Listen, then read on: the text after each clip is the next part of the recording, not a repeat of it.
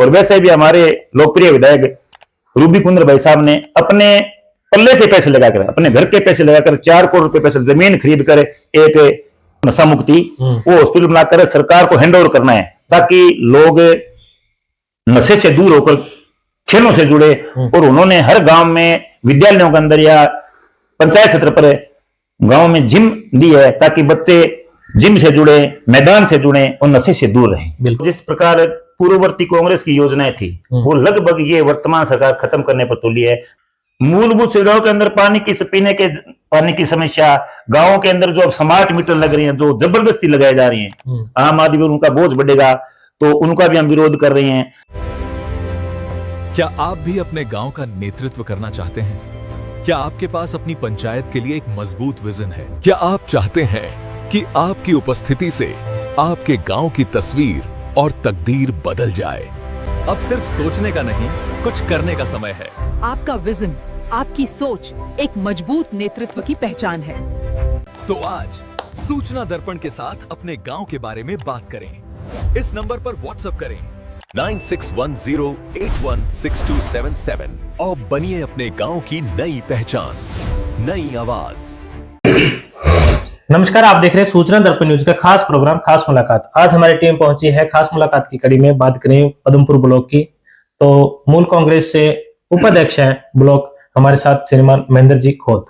जानेंगे इनका राजनीतिक परिचय, क्योंकि बात करेंगे इनके राजनीतिक परिचय तो ये लगातार समाज सेवा से जुड़े रहते हैं, तो कहीं ना कहीं पार्टी ने भी उन पे विश्वास जताया और एक ब्लॉक में उपाध्यक्ष पद की जिम्मेदारी का पद सौंपा। तो इनका राजनीतिक परिचय जानेंगे किस प्रकार की पार्टी में सेवाएं रही और आगे पंचायती राज नगर निकाय के जो चुनाव आ रहे हैं तो किस प्रकार की रणनीति रहेगी। तो जानेंगे यहाँ के क्षेत्र की समस्याएं और विकास के बारे में भी। सर, सबसे पहले तो चैनल में स्वागत है आपका। नमस्कार जी, धन्यवाद आपके सभी दर्शकों का। तो महेंद्र जी, सबसे पहले तो अपने दर्शकों का आपका राजनीतिक परिचय बताएं, किस प्रकार शुरुआत हुई, कैसे राजनीति से जुड़ाव रहा? वैसे तो जी मैं राजनीति को कभी नहीं आया। मुझे शुरू से ही पिछले 10-15 साल से एक शौक था, एक मन में, एक मेरे खून में ऐसा कोई सिस्टम है, मैं समाज सेवा की इच्छा बहुत थी जी। तो मैं स्कूलों में वगैरह में जाता रहता हूँ, उन पर बच्चों की जैसे भी मेरे से होता है मैं मदद करता हूँ। और गांव में किसी भाई को जिस प्रकार की कोई भी आपत्ति आई तो मैं वहां पर जाता हूँ। ये मेरे हमेशा सिद्धांत रहा है जी। हालांकि मैंने कभी चुनाव कभी लड़ा है, ना कभी चुनाव आगे लड़ने की इच्छा है जी। शुद्ध रूप से समाज सेवा करते हैं। और वैसे हम गुरुमजीत जी कुंदर से प्रभावित थे, काफी लंबे से मेरे कांग्रेस पार्टी के सदस्य भी है और पार्टी के प्रचार प्रसार के लिए हमेशा काम करते हैं जी। तो पार्टी ने भी आप पे विश्वास जताया, ब्लॉक में जिस प्रकार उपाध्यक्ष पद की जिम्मेदारी सौंपी, काफी विस्तृत बड़ा क्षेत्र है, किस प्रकार लोगों से मेल मिलाप रहता है, क्या क्या समस्याएं सामने आ रही है, किस प्रकार पार्टी ने हम पर विश्वास जताया, तो हम पार्टी के समय समय पर होने वाले कार्यक्रमों में भाग लेते हैं। और कांग्रेस सरकार के जैसे पीछे गहलोत साहब की सरकार थी, तो सरकार द्वारा संचालित जो जनहित की योजनाएं थी उनका लाभ दिलाने के लिए हम घर घर जाते थे कि किस प्रकार गरीब को, अंतिम छोर पर बैठे व्यक्ति को उसका लाभ मिले, उसके लिए हम भरकस प्रयास करते थे जी। जिस प्रकार आपने बताया कि जो जन कल्याणकारी योजनाएं हैं उनको आम जन तक पहुंचाने का आपने कार्य किया है। बात करेंगे वर्तमान की स्थिति की, क्योंकि कहीं ना कहीं जैसे आपके एमएलए साहब तो कांग्रेस से हैं और बात करें राज्य सरकार और केंद्र सरकार भाजपा की है, तो एक बड़ी आपके सामने तो विकट परिस्थितियों का सामना भी करना पड़ता होगा। कैसा अनुभव रहा आपका? नहीं, परिस्थितियां तो हमारे अनुकूल नहीं है, राज्य सरकार भी हमारे से दूसरे दल की है और केंद्र सरकार भी, परंतु फिर भी हम आम जनता के जन कल्याणकारी कामों के लिए, उनकी योजनाओं को लेकर सड़क से लेकर संसद तक, विधानसभा तक हम प्रदर्शन करते हैं, उनकी मांग उठाते हैं। जिस प्रकार हाल ही में अब नरेगा का नाम बदलकर जी राम जी किया गया, हमें नाम से कोई दिक्कत नहीं है, नाम बदलो कोई रखो, परंतु जो वास्तव में नरेगा थी उसको खत्म किया जा रहा है। पहले क्या होता था, रोजगार गारंटी होती थी, उसके अंदर 6 नंबर फार्म भर दिया तो आपको रोजगार 15 दिन के अंदर मिलना ही था, परंतु उसके मूल स्वरूप को बदला जा रहा है और एक नई प्रक्रिया उसके अंदर लागू कर दी। 60% राज्य केंद्र सरकार और 40% राज्य सरकार। तो जब राज्य सरकार 40% देने में सक्षम ही नहीं होगी तो योजना ऑटोमेटिक ही बंद हो जाएगी। उसको लेकर हम हमारे लोकप्रिय विधायक बड़े भाई रूबी कुंदर साहब और जो हमारे जिलाध्यक्ष भी है उनके नेतृत्व में गांव-गांव जाकर हम लोगों को जागृत कर रहे हैं, उनको चेता रहे हैं कि हमें जागना पड़ेगा। और हमारा 30 तारीख को तहसील स्तर पर प्रदर्शन भी है और जरूरत पड़ी तो जिला स्तर पर और विधानसभा स्तर पर हम प्रदर्शन करेंगे जी। बात करेंगे जिस प्रकार आपने बताया कि कहीं ना कहीं आप एक विपक्ष की भूमिका में जिस प्रकार एक खड़े उतरने का प्रयास किया जा रहा है और जो जनता की जो मूलभूत आधारभूत जो मांग है उसके लिए हमेशा संघर्ष में रहे हो। तो बात करेंगे 2 साल के कार्यकाल की, कहीं न कहीं विधानसभा में कैसा डेवलपमेंट रहा, क्या विकास को किस नजर से देखते हैं?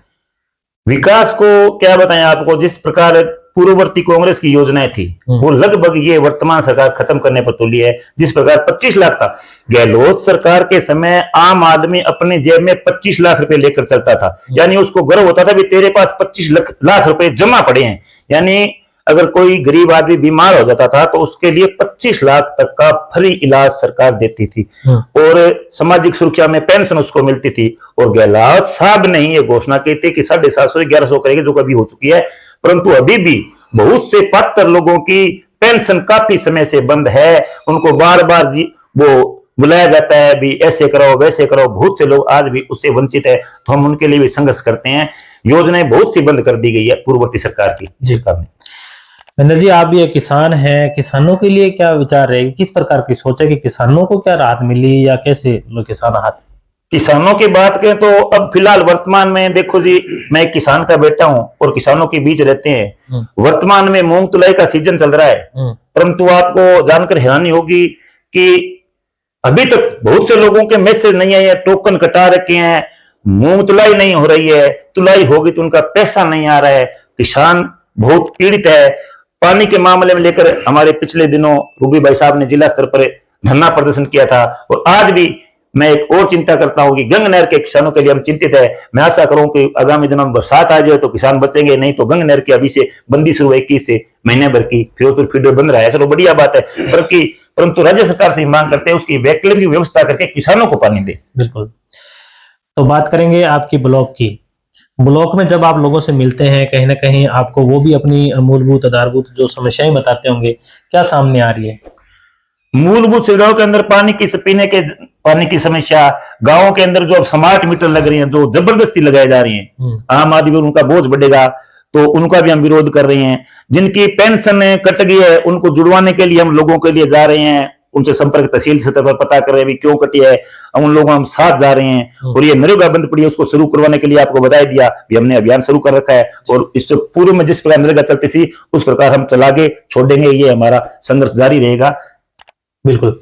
वर्तमान में देखा गया है कि इस क्षेत्र में युवाओं के क्षेत्र में कहीं बात करें तो कहीं ना कहीं नशे में काफी ग्रस्त होते जा रहे हैं। उनके लिए किस प्रकार की आपकी सोच है, क्या संदेश रहेगा? हाँ, ये बड़ी भयंकर समस्या है। हर समाज में, हर गांव में, गांव से लेकर तहसील सत्र तक हर गांव ये मेडिकल नशे के अंदर डूबता जा रहा है। ये बड़ा चिंता का विषय है। मैं युवाओं को एक संदेश दूंगा, विभिन्न नशे से दूर रहकर शिक्षा से जुड़े ताकि अपने घर परिवार का नाम रोशन हो। और प्रशासन भी मांग करूंगा प्रशासन से भी कि वो समय समय पर सख्ती से पेश आए। हमारे लोकप्रिय विधायक रूबी कुंद्र भाई साहब ने अपने पल्ले से पैसे लगाकर, अपने घर के पैसे लगाकर 4 करोड़ रुपए पैसे जमीन खरीद कर एक वो नशे का एक हॉस्पिटल है जो नशा मुक्ति, वो हॉस्पिटल बनाकर सरकार को हैंड ओवर करना है ताकि लोग नशे से दूर होकर खेलों से जुड़े। और उन्होंने हर गांव में विद्यालयों के अंदर या पंचायत सत्र पर गांव में जिम दी है ताकि बच्चे जिम से जुड़े, मैदान से जुड़े और नशे से दूर रहें। बिल्कुल। तो गणतंत्र दिवस आ रहा है क्षेत्रवासियों के लिए और आपका जो ब्लॉक के जो नागरिक हैं उनके लिए और देशवासियों के लिए क्या संदेश रहेगा आपका? गणतंत्र दिवस की मेरी तरफ से सभी क्षेत्रवासियों को हार्दिक शुभकामनाएं। हर घर में खुशियां आए, मंगल खुशियां आए, बच्चे पढ़े लिखे नशे से दूर रहे, सभी अमन चैन शांति से रहें। बिल्कुल। तो ये थे हमारे साथ पदमपुर ब्लॉक कांग्रेस कमेटी की बात करें तो उपाध्यक्ष, जिन्होंने बताया कि इस क्षेत्र में लगातार ये एक सक्रिय कार्यकर्ता के रूप में हमेशा अग्रणी पंक्ति पर रहे और युवाओं को विशेष करके संदेश दिया कि नशे से दूर रहकर अपने भविष्य का निर्माण करें। तो सर, हमारे चैनल में 10 मिनट टाइम देने के लिए बहुत बहुत धन्यवाद। धन्यवाद।